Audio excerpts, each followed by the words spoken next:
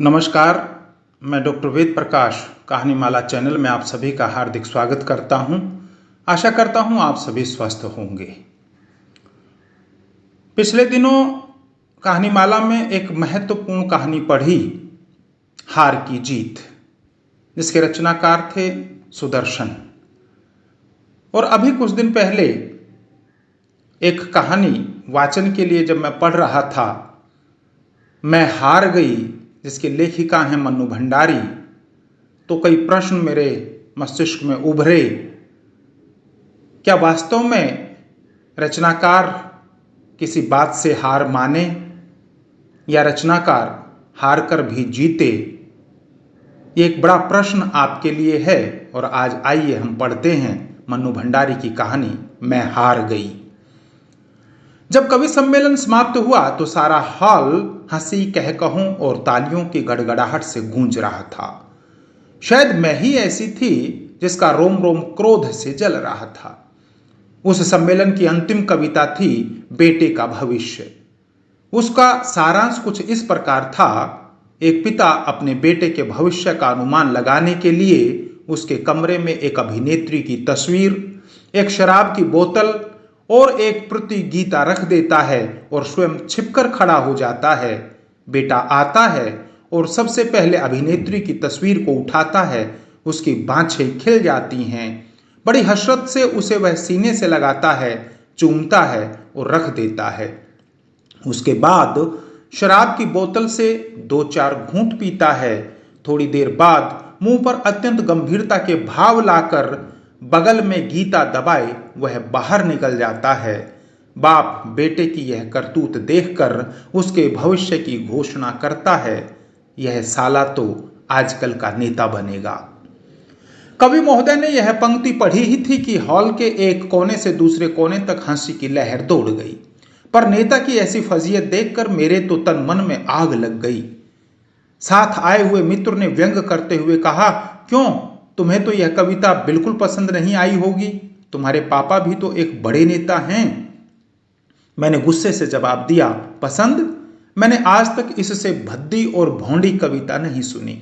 अपने मित्र की व्यंग्य की तिक्तता को मैं खूब अच्छी तरह पहचानती थी। उनका क्रोध बहुत कुछ चिलमने मिलने वालों के आक्रोश के समान ही था।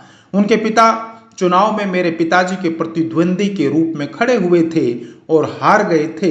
उस तमाचे को वह अभी तक नहीं भूले थे। आज यह कविता सुनकर उन्हें दिल की जलन निकालने का अवसर मिला। उन्हें लग रहा था मानो उनके पिता का हारना भी आज सार्थक हो गया, पर मेरे मन में उस समय कुछ और चक्कर चल रहा था। मैं जली भुनी तो गाड़ी में बैठी तो सच मानिए सारे रास्ते यही सोचती रही कि किस प्रकार इन कवि महाशय को करारा जवाब दे सकूं। मेरे पिताजी के राज में ही नेता की ऐसी छिछाले दर भी कोई चुपचाप सह लेने की बात थी भला। चाहती तो यही थी कि कविता में ही उनको जवाब लिख दूं, पर इस ओर कभी कदम नहीं उठाया था। सो निश्चय किया कि कविता नहीं तो कहानी ही सही। अपनी कहानी में मैंने एक ऐसे सर्वगुण संपन्न नेता का निर्माण करने की योजना बनाई जिसे पढ़कर कवि महाशय को अपनी हार माननी ही पड़े। भरी सभा में वह जो नहले मार गए थे उस पर दहला नहीं, सीधे इक्का ही फटकारना चाहती थी, जिससे बाजी हर हालत में मेरी ही रही। यही सब सोचते सोचते मैं कमरे में घुसी तो दीवार पर लगा बड़े बड़े नेताओं की तस्वीरों पर नजर गई। सबके प्रतिभाशाली चेहरे मुझे प्रोत्साहन देने लगे। इन नेताओं के व्यक्तिगत गुणों को एक साथ ही मैं अपने पिता में डाल देना चाहती थी, जिससे वह किसी भी गुण में कम न रह पाए। पूरे सप्ताह तक मैं बड़े बड़े नेताओं की जीवनियां पढ़ती रही और अपने नेता का ढांचा बनाती रही। सुना था और पढ़कर भी महसूस किया कि जैसे कमल कीचड़ से उत्पन्न होता है, वैसे ही महान आत्माएं गरीबों के घर ही उत्पन्न होती हैं। सोच विचार कर एक शुभ मुहूर्त देखकर मैंने सब गुणों से लैस करके अपने नेता का जन्म गांव के एक गरीब किसान की झोपड़ी में करा दिया। मन की आशाएं और उमंगें जैसे बढ़ती हैं, वैसे ही मेरा नेता भी बढ़ने लगा। थोड़ा हुआ तो गांव के स्कूल में ही उसकी शिक्षा प्रारंभ हुई। यद्यपि मैं इस प्रबंध से बहु विशेष संतुष्ट नहीं थी, पर स्वयं ही मैंने परिस्थिति बना डाली थी कि इसके सिवाय कोई चारा नहीं था। धीरे धीरे उसने मिडिल पास किया। जहां तक आते आते उसने संसार के सभी महान व्यक्तियों की जीवनियां और क्रांतियों के इतिहास पढ़ डाले। देखिए, आप बीच में यह मत पूछ बैठिए कि 8वीं का बच्चा इन सब को कैसे समझ सकता है। यह तो एकदम अस्वाभाविक बात है। इस समय मैं आपके किसी भी प्रश्न का जवाब देने की मनस्थिति में नहीं हूं। आप यह भी न भूलें कि यह बालक एक महान भावी नेता है। हां, तो यह सब पढ़कर उसके सीने में बड़े बड़े अरमान मचलने लगे, बड़े बड़े सपने साकार होने लगे, बड़ी बड़ी उमंगें करवटें लेने लगी।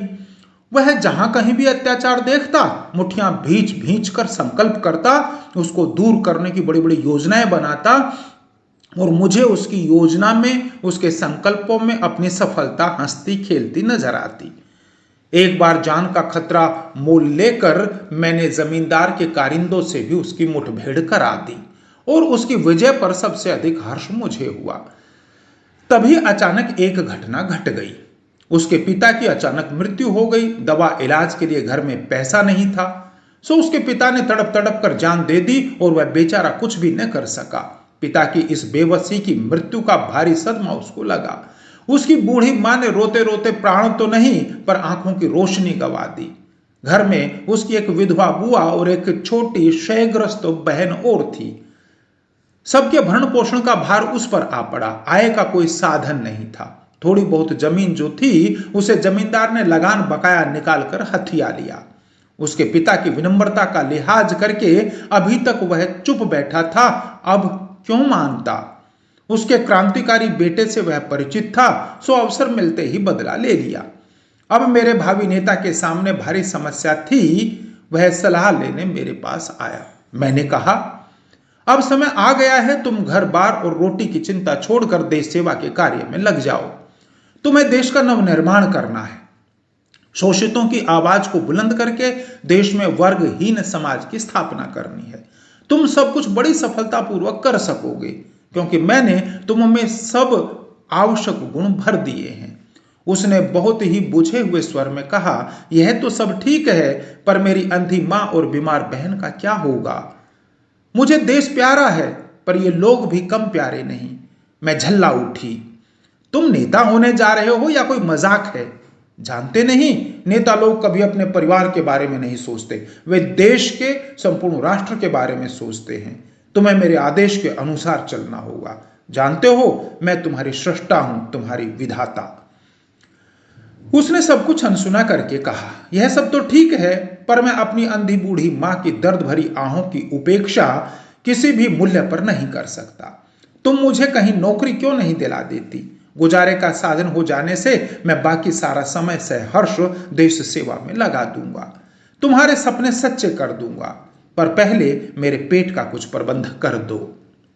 मैंने सोचा, क्यों न अपने पिताजी के विभाग में इसे कहीं कोई नौकरी दिलवा दूं, पर पिताजी की उदार नीति के कारण कोई जगह खाली भी तो रहने पाए।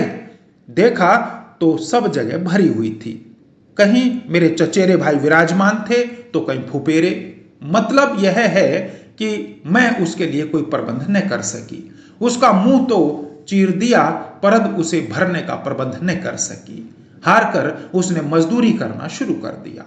जमींदार की नई हवेली बन रही थी, वह उसी में ईंट ढोने का काम करने लगा।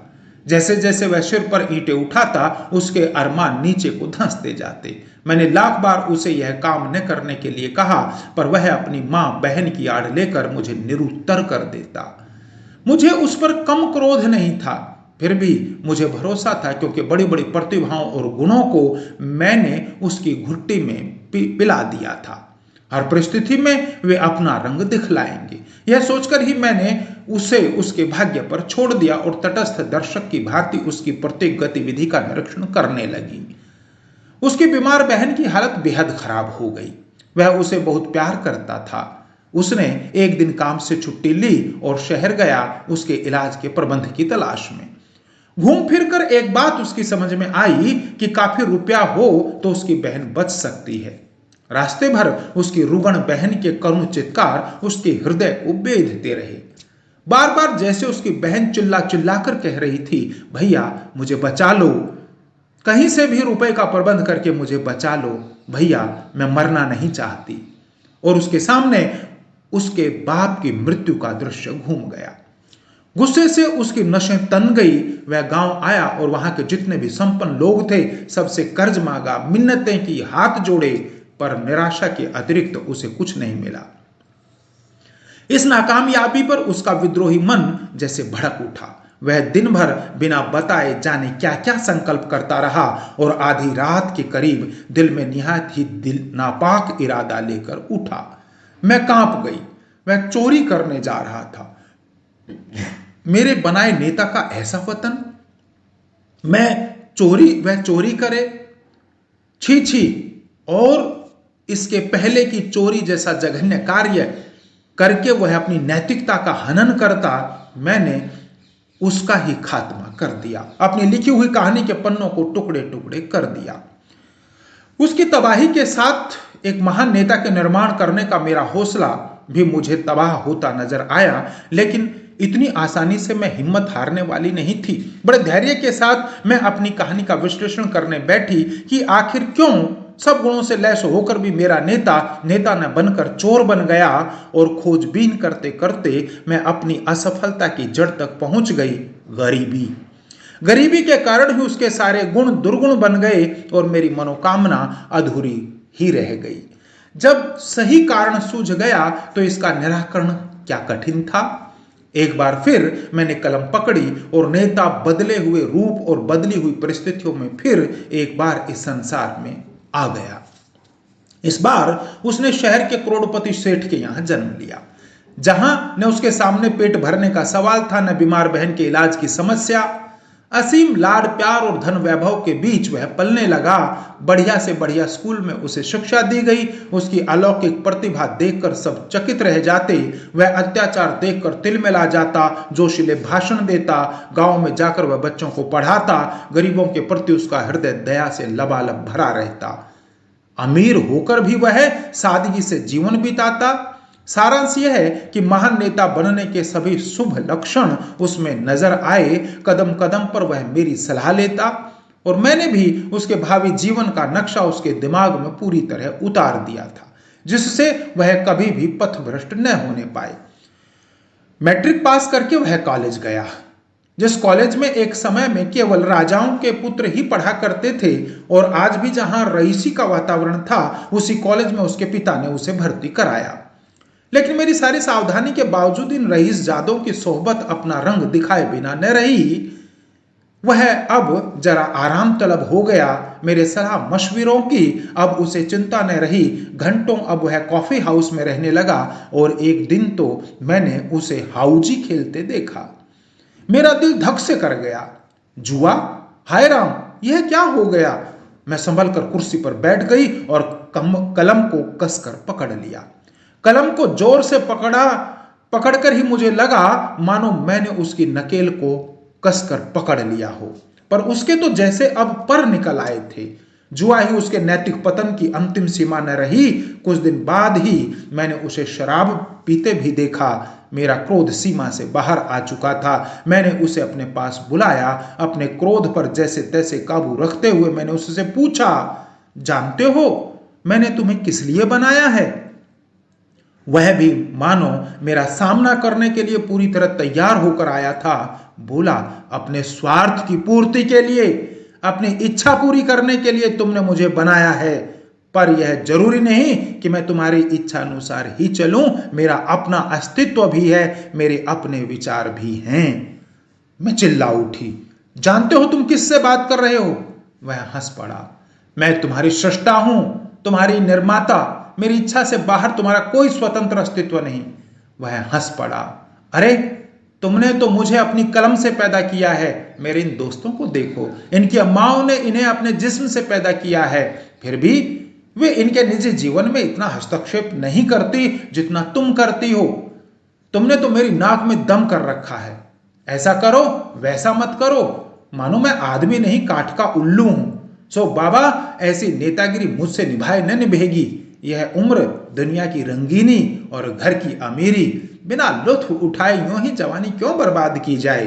यह करके क्या नेता नहीं बना जा सकता?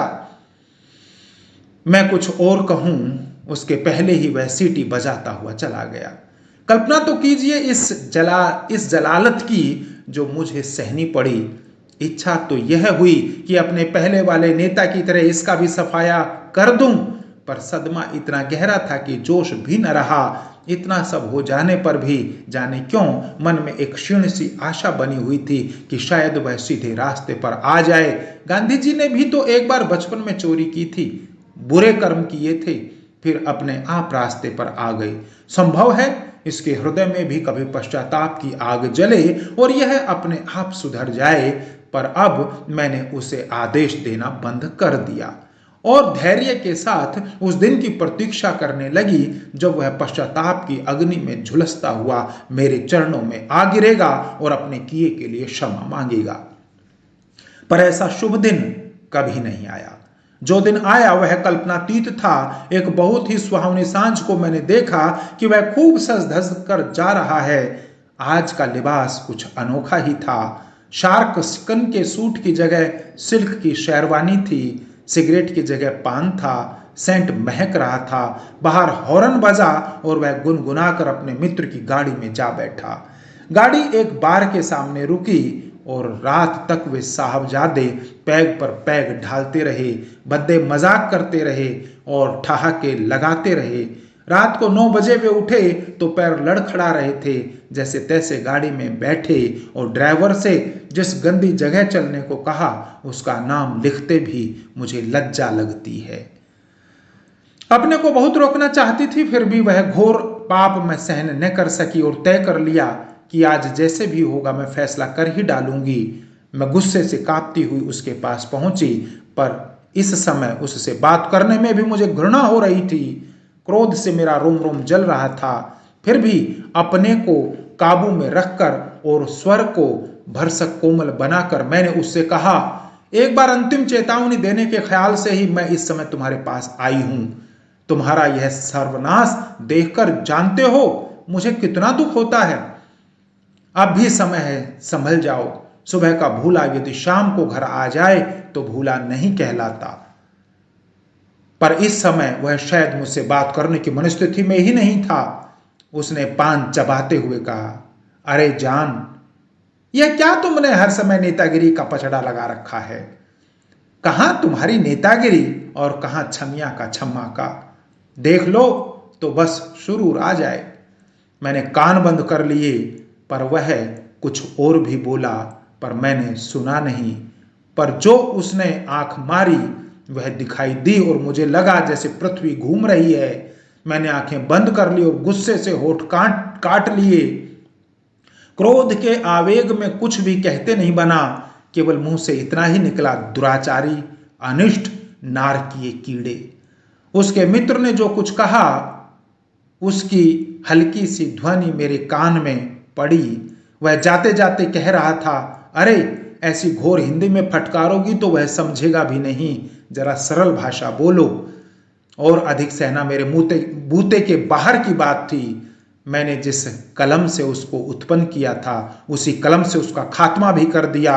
वह छमिया के यहाँ जाकर बैठने वाला था कि मैंने उसे रद्दी की टोकरी में डाल दिया। जैसा किया वैसा पाया। उसने तो अपने किए का फल पा लिया, पर मैं समस्या का समाधान नहीं पा सकी। इस बार की असफलता ने तो बस मुझे रुला ही दिया। अब तो इतनी हिम्मत भी नहीं रही कि एक बार फिर मध्यम वर्ग में अपना नेता उत्पन्न करके फिर से प्रयास करती। इन 2 हत्याओं के भार से ही मेरी गर्दन टूटी जा रही थी और हत्या का पाप ढोने की इच्छा अब मुझ में न थी। और अपने सारे अहम को तिलांजलि देकर बहुत ही ईमानदारी से मैं कहती हूं कि मेरा रोम रोम महसूस कर रहा था कि कवि भरी सभा में शान के साथ जो नहला फटकार गया था उस पर इक्का तो क्या मैं दुग्गी भी न मार सकी।